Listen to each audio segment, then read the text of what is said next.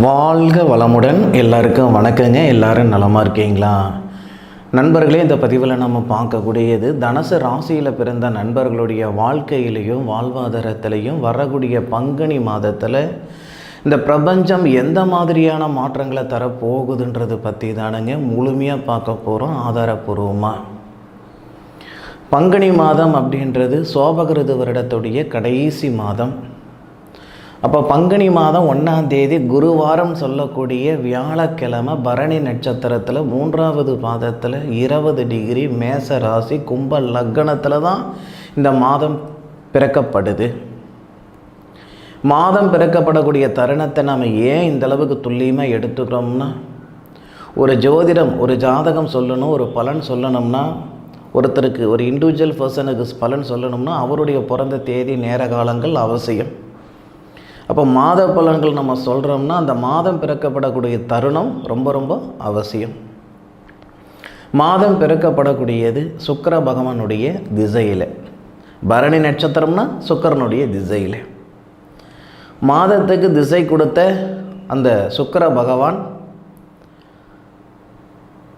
தனுசு ராசிக்கு 3வது பாவகத்தில் தகிரிய ஸ்தானத்தில் இருந்து தனுசு ராசிக்கு 9வது பாவகத்தை பார்க்கக்கூடிய ஒரு தருணம். 9வது பாவகத்துக்கு அதிபதி தான் மாத கிரகம் சூரிய பகவான், கிரகங்களின் ராஜா. தனுசு ராசிக்கு 4வது பாவகத்தில் சுபஸ்தானத்தில் வரக்கூடிய ஒரே மாதம் இந்த பங்குனி மாதம். பங்குனி மாதம் முழுவதும் பங்குனி மாதம் 1ஆம் தேதியிலிருந்து பங்குனி மாதம் 31ஆம் தேதி வரை சூரிய பகவான் தனுசு ராசிக்கு 4வது பாவகத்தில் இருக்கக்கூடிய அற்புதமான ஒரு தருணம். இந்த நேரத்தில் புது தொழில் செய்யணும், புதுமையாக பழக்க வழக்கங்கள் வரணும், வெளியூர் வெளிநாடு போகணுன்ற ஆசையும் ஆதங்கமும் தனுசு ராசி நண்பர்களுக்கு நிறைய வரும். வாகனம் வாங்கணும் அப்படின்ற எண்ணங்கள் எல்லாம் நிறைய வரும். தொழில் சார்ந்த விஷயங்கள் தொடங்கிறதுக்கு இது உகந்த தருணம் கிடையாது. தனுசு ராசிக்கு 10வது பாவகத்துக்கு அதிபதி தொழில் ஸ்தானாதிபதி தனுசு ராசிக்கு 4வது பாவகத்தில் நீச்ச நிலையில் இருக்கிறாரு. மாத தொடக்கத்தில் 19ஆம் தேதி வரைக்கும் ஓரளவுக்கு சாதகமாக இருப்பார். 19ஆம் தேதியிலிருந்து 27ஆம் தேதி வரைக்கும் 100% பாதகமாயிடுவார். தொழில் ஸ்தானாதிபதி திருமண ஸ்தானாதிபதி 4வது பாவகத்தில் நீட்சி அடைகிறதே நமக்கு பாதகம் தானுங்க. ஃபஸ்ட்டு திருமண ஸ்தானாதிபதி நமக்கு புதன். இந்த தனுசு ராசி நண்பர்களுக்கு கணவன் மனைவிக்குள்ளார தேவையில்லாத சங்கடங்கள் எல்லாம் வரும், அவசியம் இல்லாத சங்கடங்கள் எல்லாம் வரும். ஓரளவுக்கு கொஞ்சம் விட்டு கொடுக்க மனப்பான்மை இருக்கணுங்க, பொறுத்து போகக்கூடிய குணம் இருக்கணுங்க.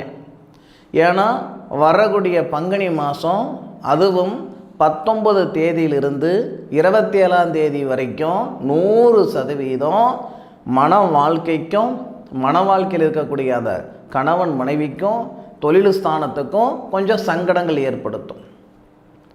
சாதகத்தில் சாதகமான பலன்கள் தெரிஞ்சுக்கிடணுமோ இல்லையோ பாதகமான நேர காலங்களை தெரிஞ்சுக்கிடணும்.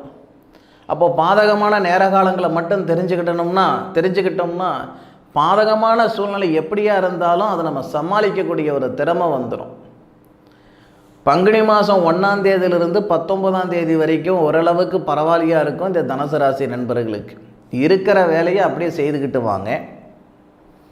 புதுமையாக ஒன்று செயல்படுத்தணும் அப்படின்னா ஓரளவுக்கு மினிமமாக பண்ணுங்க. மனசால் ஆசை அதிகமாக இருக்கும். இருக்கிற காசு ஒன்று எல்லாமே போட்டு போடலான்ற எண்ணம் வரதான் செய்யும். ஏதோ ஒரு வகையில் 4 காசு சம்பாதிச்சிட மாட்டோமான்ற ஆதங்கம்.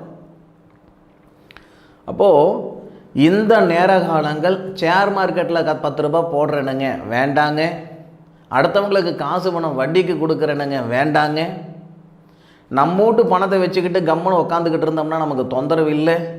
நம்ம வீட்டு பணத்தை வச்சு அடுத்தவங்ககிட்ட கொடுத்து விட்டோம்னா அவங்க பின்னாடி நாயா பேயா அலையிற மாதிரி ஒரு சூழ்நிலைகள் வந்துடும். கொடுக்கல் வாங்கல் தயவு செய்து வச்சுக்காதீங்க. ஒரே ஒரு நல்ல விஷயம் என்னன்னா, உங்களுடைய ராசியாதிபதி குரு பகவான் நல்ல இடத்துல இருக்கிறாரு, சுக்கிர பகவானுடைய சாரம் வாங்கியிருக்கிறாரு. சுக்கிர பகவான் உங்கள் ராசிக்கு 3வது பாவகத்தில் இருக்கிறது கொஞ்சம் நல்லது. கொஞ்சம் தெளிவு கிடைக்கும், ஓரளவுக்கு நிதானம் கிடைக்கும், ஓரளவுக்கு நிம்மதி கிடைக்கும். ஆனாலும் கொண்டு போய் வேறு ஏதாவது ஒரு விஷயத்தில் போய் சிக்கிக்காதீங்க இந்த தனுசு ராசி நண்பர்கள். கிட்டத்தட்ட ஒரு 6-7 மாதத்துலேருந்து இருந்த குழப்பங்கள் இதெல்லாம் கொஞ்சம் சரியான மாதிரி, ஓரளவுக்கு நிம்மதியாக இருக்கிற மாதிரி ஒரு சூழ்நிலை ஃபஸ்ட்டு வீக்லேயே, பங்குனி மாதம் ஃபஸ்ட்டு வீக்லேயே, முதல் வாரத்திலேயே கண்டிப்பாக ஏற்பட தான் செய்யும்.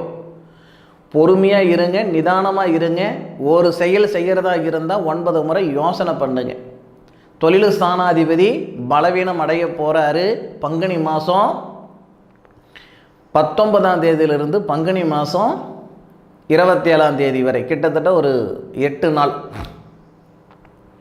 நிறைய பேர் கமெண்டில் சொல்கிறீங்க, சார் இங்கிலீஷ் தேதியும் பயன்படுத்துங்களேன் சார் அப்படின்ட்டு. நம்ம பலன் சொல்கிறதே பங்குனி மாத பலன், தமிழ் மாத பலன் தானே நம்ம சொல்கிறோம். அதில் ஆங்கில தேதி நம்ம பயன்படுத்தணும்னா கொஞ்சம் ஒரு கன்ஃபியூஸாக இருக்கும். அப்படின்றதுனால தான் முழுமையாக அந்த தமிழ் மாதம்னா தமிழ் தேதி மட்டும்தான் பயன்படுத்துகிறேனுங்க. பங்குனி மாதத்தில் பாதகமாக இருக்கக்கூடிய நாட்கள் 8 நாள். அந்த 8 நாள் மட்டும் கொஞ்சம் சூதானமாக இருங்க. அதுபோக உங்களுடைய ராசி அதிபதி குரு பகவான் ராசிக்கு 5வது பாவகத்தில் இருந்து சுக்கிர பகவானுடைய சாரம் வாங்கி சுக்கிர பகவானுடைய வீட்டை பார்த்துட்டு உங்களுடைய ராசியை பார்க்குறாரு. ஒரு சில நண்பர்களுக்கு புத்திர வளர்ச்சி ஏற்படும். கணவன் மனைவிக்குள்ளார சங்கடங்களும் வரும்னு சொல்கிறீங்க, புத்திர பாக்கியம் வரும்னு சொல்கிறீங்க. அது உண்மையா இது உண்மையா கேட்க தானே செய்வீங்க. தனுசு ராசியில் பிறந்த எல்லாருக்குமே கணவன் மனைவிக்குள்ளார சங்கடங்கள் வந்துடாதில்லை. அதுவும் கணவன் மனைவிக்குள்ளார சங்கடங்கள் எந்த தருணத்தில் வரும்னா 19 தேதியிலிருந்து 27 தேதி வரைக்கும் தான் சொல்கிறேனுங்க. அந்த 8 நாள் தான் சொல்கிறேன். பாக்கி இருக்கக்கூடிய அந்த 19 நாளைக்கு முன்னுக்கு 27 தேதிக்கு பின்னுக்கும் இந்த தருணங்களால் தனுசு ராசியில் பிறந்த நண்பர்களுக்கு ஒரு சில நண்பர்களுக்கு புத்திர வளர்ச்சியில் ஏற்படும். காரணம் என்ன அப்படின்னா,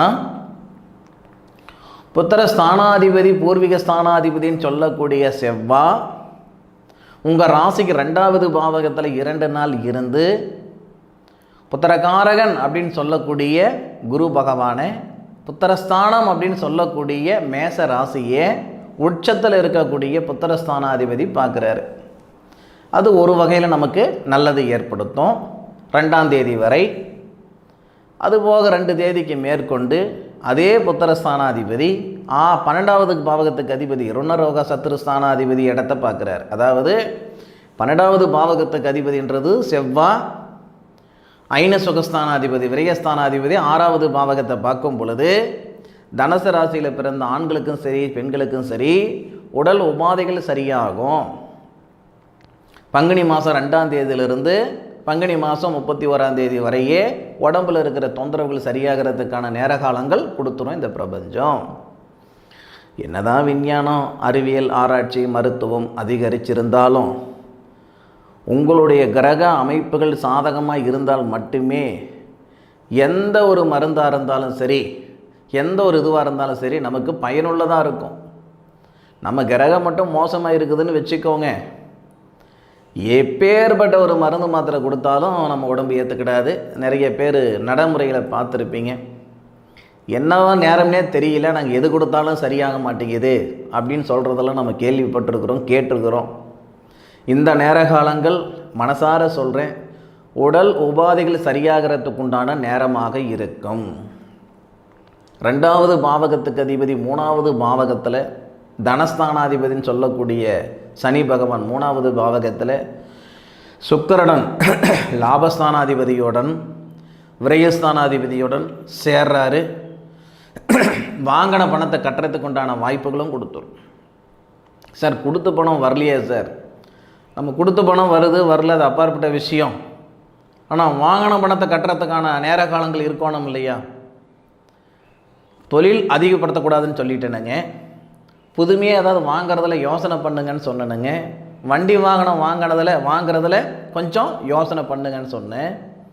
அப்போது பொருளாதாரத்தில் இருக்கிற சங்கடங்கள், வாங்கின பணத்தை கடன் கட்டுறதுக்கு, கடன் வாங்கிறதுக்கு ஒரு நேரம் இருக்கணும் இல்லையா?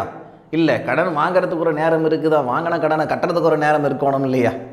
அப்போது தனுசு ராசி நண்பர்களுக்கு வாங்கிய பணம் வாங்கிய கடன் திருப்பி கட்டுறதுக்கு உண்டான தருணம் இந்த தருணம். நீங்கள் வாங்கின தொகையில் 1,00,000 ரூபாய் கடன் வாங்கியிருக்கிறீங்கன்னா அதில் ஒரு 10%, ஒரு 10,000 ரூபாவாவது உங்கள் கையிலிருந்து அந்த அசலில் கழிச்சிங்கன்னா கண்டிப்பாக வருஷம் திரும்புறதுக்குள்ளார உங்களுடைய கடனை மொத்தத்தையும் கட்டிப்பிடிப்பீங்க. இந்த நேரம் உண்மையிலேயே கடன் பிரச்சனைகள் நீங்கிறதுக்குண்டான அருமையான தருணமாக இந்த தருணம் இருக்கும். காரணம் என்ன? உங்களுடைய ராசிக்கு 3வது பாவகத்தில் லாபஸ்தானாதிபதி, 2வது